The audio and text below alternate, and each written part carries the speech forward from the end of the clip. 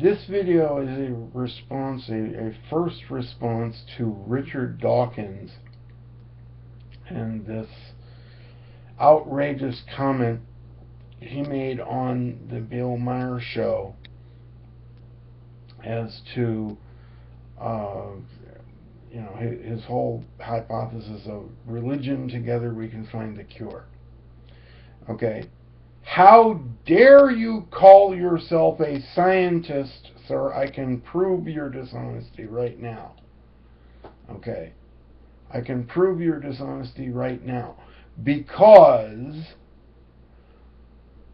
by, for example, considering Schrodinger's cat, okay, if everything is probabilities, then the dipole argument you're trying to stay on one side of, first of all, is part of the matrix that is killing us all.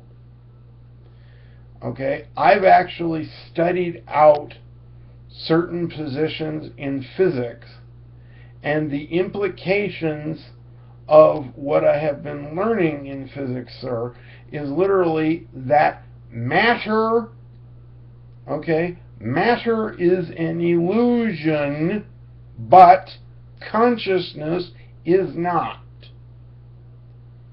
Okay?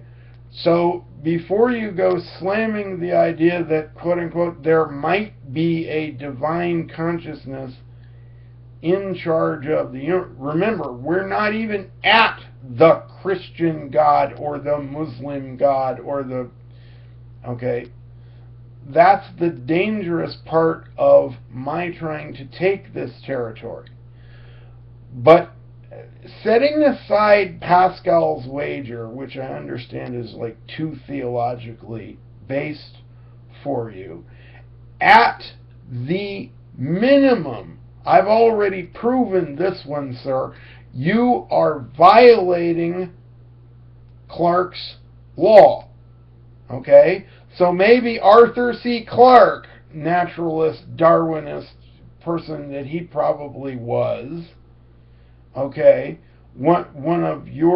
theoretically one of your compatriots, I dare you to prove to me that he was being an irrational religionist, sir, when he said that any sufficiently advanced technology is indistinguishable from magic. Okay? Therefore, any sufficiently advanced magic is also indistinguishable from technology. That's a converse. All right? My fear is that religionists all over the planet can play with that converse and still invoke darkness. But anyway, let's just get to what I believe as an individual is wrong with your argument. What you are propagating at a mass effect level, okay, it does not work whether you are correct or whether you are wrong. I will show you this. Okay? If you are correct, then you are basically calling for the genocide of the planet, because when you get rid of all speculations about the nature of eternity, when you take the position that there is no mind over us in charge of the universe, okay, when you take that position, you are in danger of basically destroying, first of all music and all art. Okay? Because if one cannot set up an imaginary simulation of okay, see, this gets into the whole ethics of imagination thing. And I don't even want to go there with you. But the reason I'm on the other side of Pascal's wager from you, sir, is that I prefer to assume that there is a God separate from this notion of a delusional, frightening, threatening boogeyman whom you want to believe is immoral because, say the Israelites were commanded to do certain things. Okay. First of all, you're playing around in my primary system, sir, and mocking all of it. So you're in what my Roman Catholic friends like to call invincible ignorance already. Okay. You're doing speculations about the ultimate at a mass level that at a minimum have the potential to kill the planet. Okay? Because let's assume that your basic assumption is true for just one moment. Okay? So there is no mind above us. There is no mind consciously directing anything.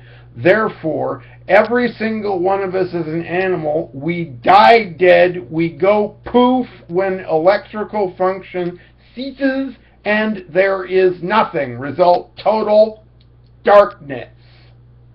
Okay? Total darkness, sir, is usually symbolized as evil for a reason. Right? That is why the Christian's primary proposition is basically God promised us that he would beat death. He would beat the whole sin and death problem. Okay? I'm not even going to get into, well, do you believe that he did it in Bronze Age Palestine? You or Hitchens between you somewhere. You've made that argument already. Okay? Now I'm actually responding to you. And the fact that I'm trying not to do so in anger, sir, is going to be completely irrelevant to you because I'm going to sound strident. All right? Because I'm doing my job. I'm preaching my position the way it's supposed to be done. Okay. But anyway, that's the whole problem. Anyway, back to the proof. Okay, we are coming toward a point in time, a point in our future somewhere, sir. I don't know where that is. I don't want to speculate where that is. But what I'm calling the apocalypse will happen when basically all of the people who prize matter, okay, defined as illusion by hard science physics, okay, if matter is an illusion, then prizing matter over mind is always a mistake. It is always evil. Okay? We won't even get into systems that refuse to define any difference between good and evil. All right? That's the current level of our insanity. Okay? I'm talking about our insanity as a matrix, our insanity as the human race. Is, Lewis postulated that one of the problems with signing yourself over to the powers of darkness is not so much that you have no mind anymore, or that you have bought into an illusion. The problem with quote-unquote consciously serving real evil is that once you've sold your soul, you become the patient of the power you sold your soul to. So if that power's goal is destruction, destruction is exactly what you're going to get. Okay? So basically it does not matter whether my God is evil enough to let you die, boom, poof, there's nothing. Okay, all electrical function ceases. See, the nightmare is, let me explain something, sir. The nightmare is that just as we cannot conceive of our own death as like individual organisms, okay, that's a function of living consciousness. We cannot conceive of our own death at least until it happens.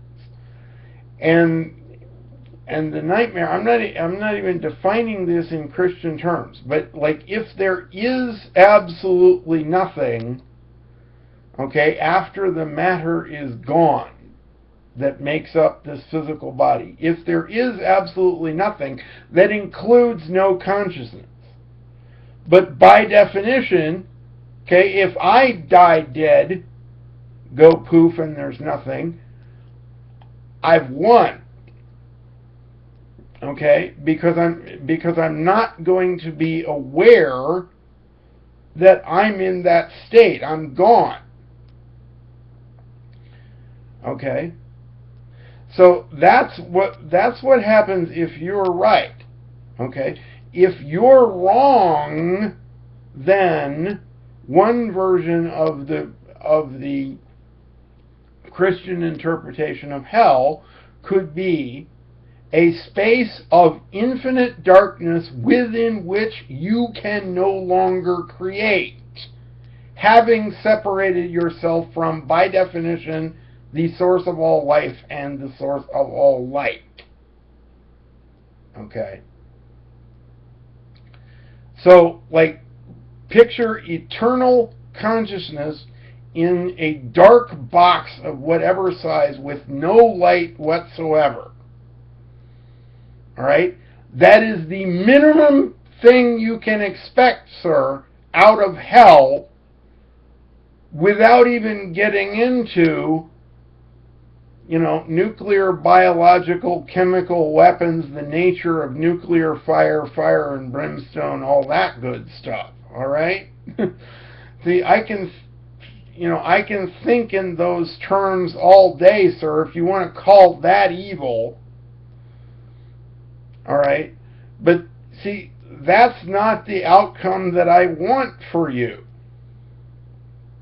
That's not the outcome that I, Francis X. Carmody, the Reverend Dr. Francis X. Carmody, want for you. And I'm not even going to presume that I can get anywhere near exhorting you to become a Christian. Okay, I'm just saying that like if there is a power running the universe and you prize matter over mind, then whether you win or you lose, you've made a moral mistake. Okay, that's all I wanted to say.